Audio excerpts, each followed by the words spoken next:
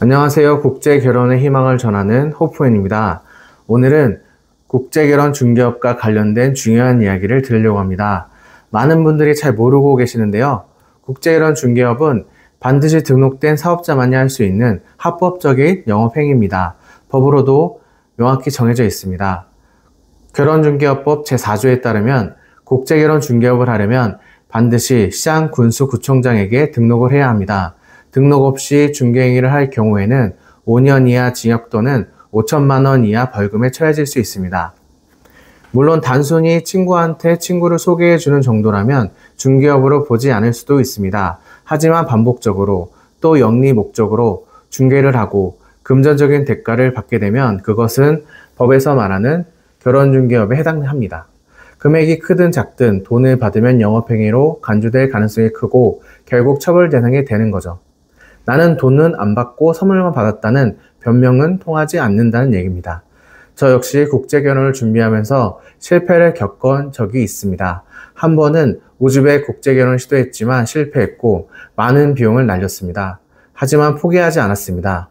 추가 비용을 들여 두 번째 도전을 했고 결국 지금의 아내를 만나 성공적인 국제결혼을 할 수 있었습니다. 저는 23년 6월 35살의 나이에 처음 우즈벡 국제결혼을 했습니다.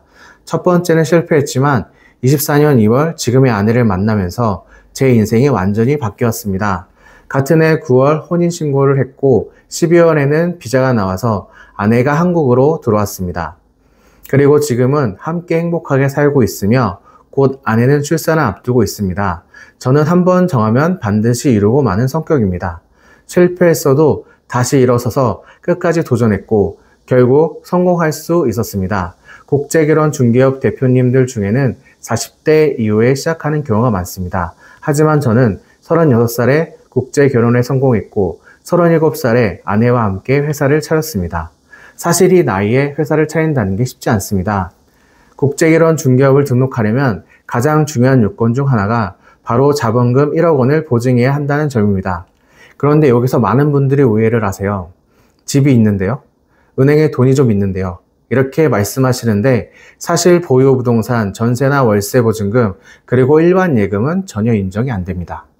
또 한 가지 중요한 점은 대출이 있으면 자본금에서 바로 마이너스가 된다는 거예요. 결국 등록을 위해 자본금으로 인정되는 건 딱 세 가지 뿐입니다. 전세계약서 보증금, 1년 동안 변동이 없는 은행예금, 차량 가액, 이 세 가지를 합산했을 때 최소 1억 원 이상이 되어야 조건을 충족할 수 있습니다. 또한 반드시 교육을 수료해야 하고 여성가족부가 직접 사무실에 방문해 상담실까지 확인합니다. 조건에 맞지 않으면 등록증을 받을 수 없습니다. 이런 까다로운 절차가 있는 이유는 간단합니다. 아무나 국제결혼 중개업을 하지 못하게 하기 위해서 법이 강화된 것입니다. 그래서 현재 약 400개의 업체가 등록되어 있지만 저처럼 아내와 함께 직접 운영하는 업체는 10곳도 되지 않습니다. 제가 회사를 차릴 수 있었던 건 제 아내 덕분이기도 합니다.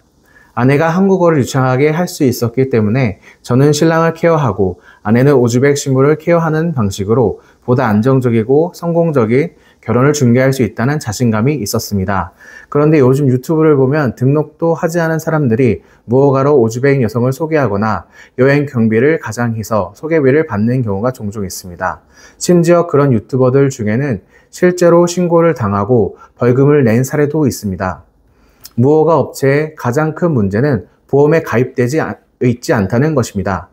합법 업체는 5천만 원이 보증이 되는 보험에 가입해야 하지만 불법으로 운영되는 곳은 그런 게 전혀 없습니다.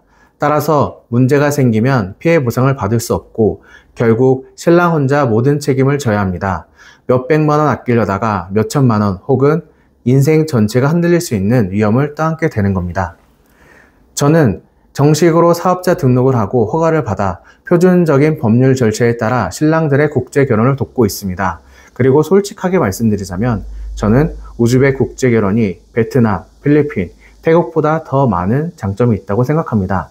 제 아내가 우즈벡 출신이고 저희가 지금 행복하게 잘 살고 있기 때문에 자신 있게 말씀드릴 수 있습니다.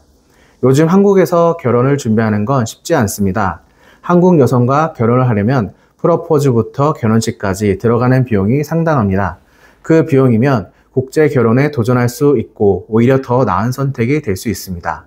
저는 국제결혼이 지금 한국 사회에서 충분히 고려해 볼 만한 현실적인 대안이라고 확신합니다.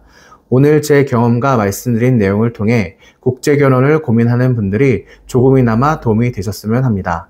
영상이 유익했다면 좋아요와 구독 부탁드립니다. 지금까지 국제결혼의 희망, 호프맨이었습니다. 시청해 주셔서 감사합니다.